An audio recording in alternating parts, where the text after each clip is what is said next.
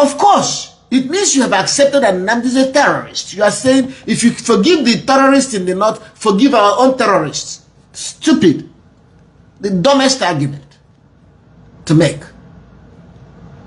Dumbest argument to make.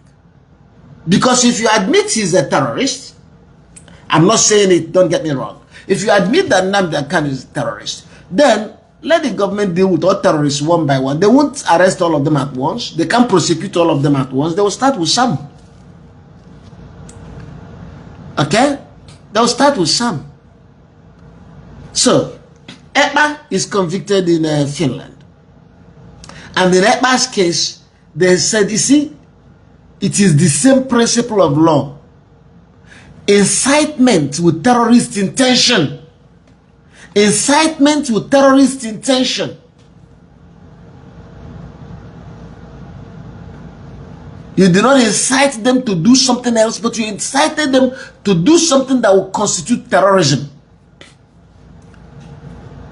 So, Ekpa was tried and convicted in Finland.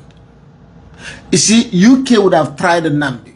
There is something you people didn't know. All of you that talk nonsense, you don't know certain things. Nigerian government was complaining to UK about Nnamdi Kanu. Mentioned incitement, UK wanted to act against Nnamdi Kanu, but UK is sensitive. Remember that Britain is the colonial authority in Nigeria. They are aware of this Biafran thing. They read their history. That is the funny thing. You don't read history, they read history. They knew the ignoble role Britain played during the Civil War. Britain doesn't want to see itself again appearing to be against Biafra. So they were slow. They didn't know how to deal with Nnamdi Kanu. But they developed idea. There was one Yoruba man, so-called something, Godson or something, who was attacking Igbos, telling Igbos to leave Lagos, inciting, making inciting statements against the Igbos. Britain first arrested that guy and tried him for hate speeches and incitement against the Igbos. That was the prelude. They wanted to show that they were balanced. They were not only against Nnamdi, they were also against somebody attacking the Igbos. That was it. Then the Britain invited Nnamdi and Mefo, his deputy. The police invited them to interview them over these allegations, incitement. Mefo went to answer the police and denied every involvement. Nnamdi didn't go.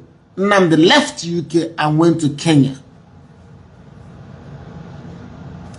Many of you did not know that Nnamdi was not just visiting Kenya when the incident occurred in Kenya. He was living in Kenya. He had a house, he had a car. He drove himself to the airport to pick a visitor, to receive a visitor. He drove himself from his house in Kenya, Nairobi. He drove himself, went there unaccompanied by anybody. He went there, and that was where they got him.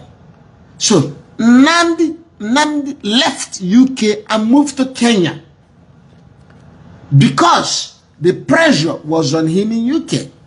So just as the way Finland arrested Britain would have arrested Nnamdi Kanu, the same principles of law would have occurred and he would have been convicted in UK if he was tried because the evidence was overwhelming. He left, he was in Kenya. When they picked, but how did they pick him up in Kenya? You never knew. Okay, listen. The British intelligence were monitoring everything Nnamdi was doing. So when he left to Kenya, they knew he was in Kenya. They alerted Nigerian authorities that the guy is in Kenya, you can get him. And probably they helped liaise with people in Kenya. Either Kenyan Secret Service, of course it has. Kenyan government was involved. If Kenyan government was not involved, how did they get Nnamdi out of the airport? No plane takes off without the manifest being approved, signed. So Kenyan government Secret Service was involved. That's one. But also, who were those people who accosted Nnamdi at the airport, surrounded him and beat him and seized him and kept him somewhere where they tortured him for 8 days. Who were those people? It's also possible that in this whole arrangement, they use some non-state actors. Governments use criminals and rogues to do certain dirty jobs.